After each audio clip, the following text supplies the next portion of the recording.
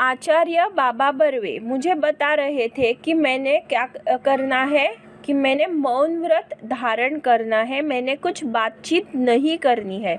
लेकिन अगर मैं बोलूँगा ही नहीं तो मैं कुछ भी खा नहीं सकता, क्योंकि मेरा जो पेशा है तो क्या है, मी टेलिफोन ऑपरेटर आहे बाबा, दिवसभर बोलावंच लागतं मला। तो वह क्या है, लेखक क्या काम करते थे, टेलीफोन ऑपरेटिंग का। तो अगर वो बोलेंगे नहीं तो कुछ भी कमाएंगे नहीं तो कुछ भी खा ही नहीं सकते। मग कसलं वजन उतरवणार तुम्ही? अत्यंत कारुण्यपूर्वक कटाक्ष टाकून बाबा गेले आणि त्यांच्या गळ्यात पडलेली दोरी मघाशीच मी गच्च आवळली का नाही या विचाराने मला पश्चाताप झाला। तो बाबा बर्वे जो है तो वह एकदम कारुण्य यानी एकदम दुखी नज़रों से मेरी तरफ देखते हुए चले गए, और मुझे ऐसा लगा कि क्यों मैंने वो जो गले का डोरी का फन्ना है उनके गले में जो अटका था वह खींचा क्यों नहीं और उनकी जान क्यों नहीं ले ली। अगर मैंने उनकी जान ले ली होती तो मुझे उनकी इतनी बकबक नहीं सुननी पड़ती।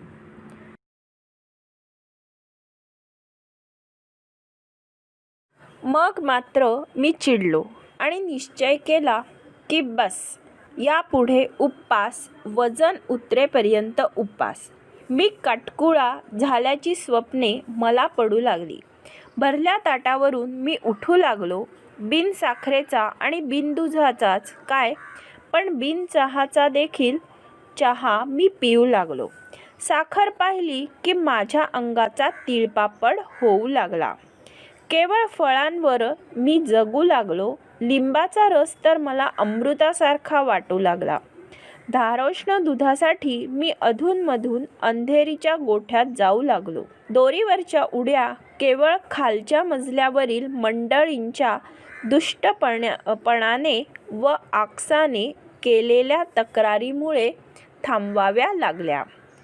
तो अभी देखो लेखक ने क्या किया है, जो आचार्य बाबा बर्वे जी ने उन्हें बोला था कि आपने क्या करना है, मौन व्रत धारण करना है, कि बोलना ही नहीं है। तो उस वजह से वह बहुत चिढ़ गए हैं, उन्हें बहुत गुस्सा आया है, और उन्होंने क्या तय किया है कि अभी वे काटकुले यानी कि एकदम स्लिम ट्रिम होने तक क्या करने वाले हैं, उपवास यानी कि फास्टिंग करने वाले हैं। इसलिए वे अभी कम खाने लगे हैं, और उन्हें ख्वाब में भी ऐसा लगने लगा है कि मैं वीक यानी कि मैं स्लिम ट्रिम हो गया हूँ, और वे खाली फल खाकर रहने लगे हैं। नींबू का जो रस है तो वह उन्हें अमृत के समान लगने लगा है, और धारोष्ण दूध यानी कि जो गाय की पहली धार का निकलता है दूध, वह दूध पीने के लिए वह अंधेरी में जाया करते थे, कि वहाँ एक तबेले में जाकर वे दूध पीते थे। और उनका जो रस्सी से कूदना था, वो जो नीचे रहने वाले लोग थे उनकी वजह से सब बंद हो गया था। 10 उड्या पाय न अडकता मारण्यापर्यंत मी पोहोचलो। कचेरी सुटली की मी गिरगाव रस्त्याने धावत येऊ लागलो। केवळ पौष्टिक आणि सात्विक आहार सुरू केला। जवळजवळ 10 दिवस हा क्रम चालू होता। तो अभी मैंने क्या किया है, पहले तो मैंने फल आहार चालू किया है। नींबू का रस जो है वह मेरे लिए अमृत के समान है। उसके बाद में 10 जो रस्सी से जो कूदना था तो मैं 10, और जब मेरी कचेरी छूटती थी यानी कि जब मेरा ऑफिस छूटता था तो मैं गिरगांव के रास्ते से भागते भागते आया करता था, और मैं केवल पौष्टिक यानी कि जो हेल्दी फूड है वही मैं लिया करता था। और यह सब कितने दिनों तक चला, 10 से 12 दिन तक ये सब चला। माझ्यातला फरक मलाच कळत होता.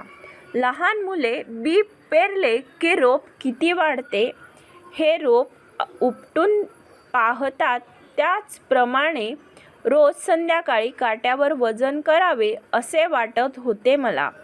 पण मी ती इच्छा दाबून धरली. बरोबर 1 महिन्याने मी वजन करणार होतो. 1 महिनाभर तुपाचा थेंब माझ्या पोटात जाणार नव्हता, केवळ दूध. दुर्दैवाने रोज गाईचे धारोष्ण दूध मिळवायची सोय नव्हती, पण एकूण आहार व्रत जोरात चालू ठेवले. तो लेखक ने क्या किया है, उनका जो वज़न है वह कम करने के लिए उन्होंने फल आहार चालू किया है, रस्सी से कूदने लगे हैं, पैदल चलने लगे हैं, खाने के लिए खाली वह सात्विक आहार जो है वही ले रहे हैं. और जैसे छोटे बच्चे देखते हैं, अगर उन्होंने कुछ भी बोई है तो उनका जो पेड़ है या पेड़ कितना बढ़ गया वह देखने के लिए वो जैसे हरकतें करते हैं, वैसे हरकतें मेरे मन में आती थी. लेकिन मैंने क्या किया, मेरे मन पर संयम रखा और मैंने सोचा कि 1 महीने बाद ही मैं मेरा वज़न चेक करूँगा. उसके लिए मैंने आहार व्रत जो है, मेरा जो डाइट प्लान है वह मैंने उसकी जो तैयारी है वह एकदम ज़ोरदार तैयारी जो है वह मेरी चल रही थी.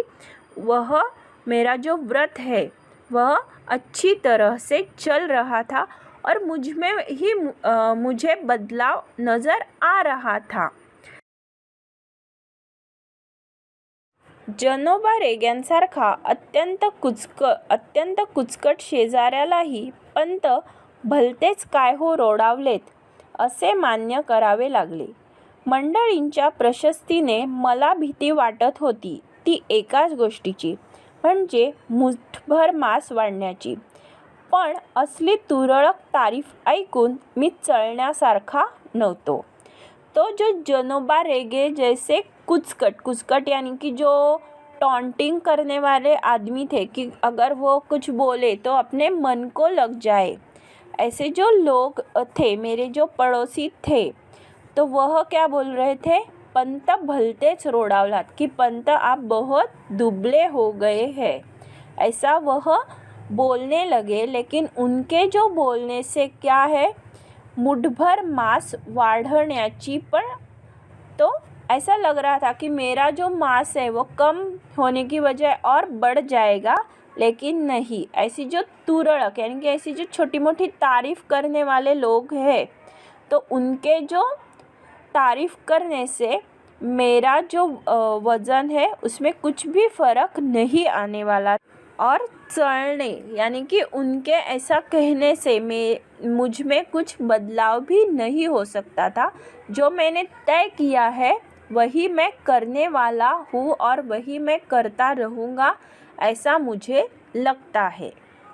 इतक्या असामान्य मनोनिग्रह आणि जिव्हा नियंत्रणानंतर कमीत कमी 20 ते 25 पौंडांनी तरी माझे वजन घटले पाहिजे अशी माझी खात्री होती.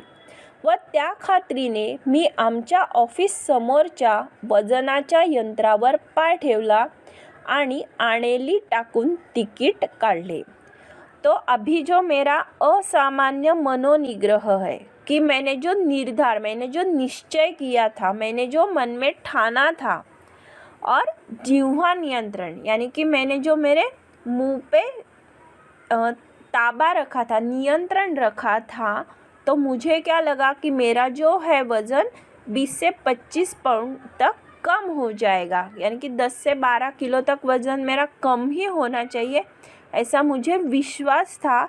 इसलिए मैंने क्या किया, वो जो मशीन आती है कि पहले हम देखते थे, अभी भी आती है, हमारे यहाँ डी-मार्ट वगैरह में होती है कि ऐसा वज़न की मशीन होती है, हम हमारा कॉइन डालेंगे, आनेली यानी कि अगर हम कॉइन डालेंगे तो वह हमें क्या दिखाती है, हमारा वज़न दिखाती है, तो वह मेरा कम होगा ऐसा मुझे लग रहा था. लेकिन क्या हुआ देखो, महिन्यापूर्वी याच यंत्राने माझे वजन 181 पाऊंड दाखवले होते. 1 महिन्याचा उपास, निराहार, शास्त्रोक्त आहार, दोरीवरच्या उड्या इत्यादि उग्र साधना केल्यावर आज तिकिटावर वजन. तो जब मैंने वो कॉइन है उसमें उस मशीन में डाली, यानी कि जो आनेली है, आनेली यानी कि एक पुराना करेंसी है, वो मैंने डाला और देखा कि मेरा वज़न कम हो गया होगा. जो पहले दिखाया था 181 पाउंड यानी कि 92 kg तक, तो वह अभी क्या दिखाएगी. इस उत्साह के साथ मैंने देखा तो उस टिकट पर क्या वज़न प्रिंट होके आया है. मिनिटभर माझा विश्वासच बसेना. 192 पाउंड आणि भविष्य होते. आप बहुत समझदार और गंभीर है. यानी कि मेरा वज़न कम होने की वजह क्या हो गया है, 192 पाउंड, यानी कि मेरा वज़न और बढ़ गया है और प्रिंट होके आया है कि मैं बहुत ही समझदार और गंभीर हूँ. यानी कि मैं जो सोचता हूँ वह बहुत जिम्मेदारी के साथ सोचता हूँ. हल्ली मी वजन आणि भविष्य या दोन्ही गोष्टींची चिंता करायचे सोडून दिले आहे आणि विशेषतः डाएटच्या आहारी तर या जन्मात जाणार नाही. छे, वजनाचा मार्ग भलत्याच काट्याकुट्यातून जातो. तो अभी मैंने क्या किया है, जो मेरा वज़न घटाने का मेरा निश्चय था वह सब मैंने त्याग दिया है और मैंने क्या किया है, उस रास्ते पे जाना ही नहीं है. क्योंकि वह जो मार्ग है कैसा है, बहुत कठिन है. यानी कि कैसा है वह मार्ग, भलत्याच काट्याकुट्यातून जातो. यानी कि वह जो रास्ता है वज़न कम करने का वह बहुत ही कठिन है. इस वजह से मैंने यह जो मेरा डाइट करना था वह सब मैंने छोड़ दिया है. तो उपवास लेसन में हमने क्या देखा कि कैसे हमने देखा कि किस तरह लेखक अपना वज़न घटाने की कोशिश कर रहे थे, लेकिन जो लोग हैं उन्हें क्या कर रहे थे, उन्हें अंडर एस्टिमेट कर रहे थे, उन्हें तरह तरह के सुझाव दे रहे थे. लेकिन क्या हुआ आखिर में कि उनका जो वज़न है वह कम होने की वजह बढ़ता ही चला गया. इसलिए लेखक ने क्या कहा है, वजन घटवण्याचा मार्ग भलत्याच काट्याकुट्याचा आहे. तो मैं क्या नहीं करने वाला, मेरा वज़न कम करने की कोशिश नहीं करने वाला हूँ. उपास स्वाध्याय कृती. प्रश्न पहिला, आकृत्या पूर्ण करा. पहिला, पंतांची आस्था वाढू लागलेल्या गोष्टी. पहिलं, आहारशास्त्रावरच्या पुस्तकात डोके घालू लागले. दुसरं, प्रोटीनयुक्त पदार्थ. 3, चरबीयुक्त द्रव्ये.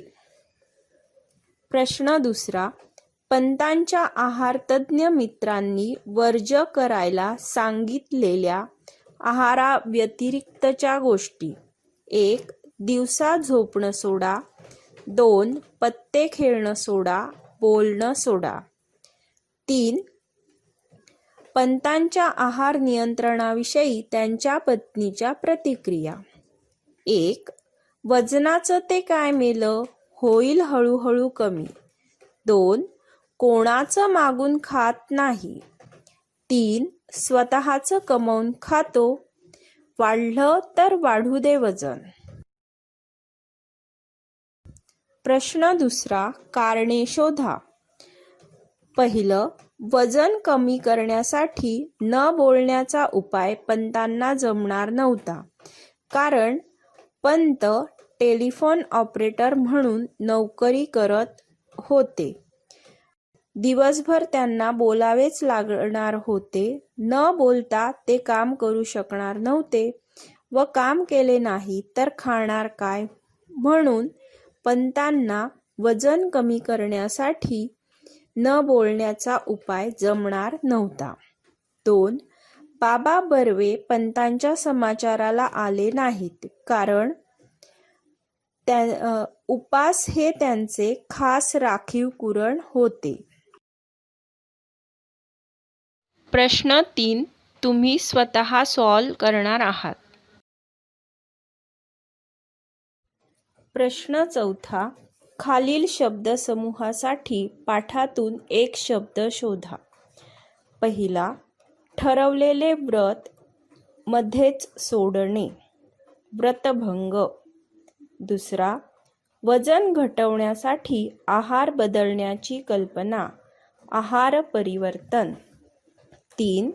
भाषेचा नदीसारखा प्रवाह, वाक्प्रवाह. प्रश्न 5 अचूक शब्द ओळखा. हे तुम्ही करणार आहात.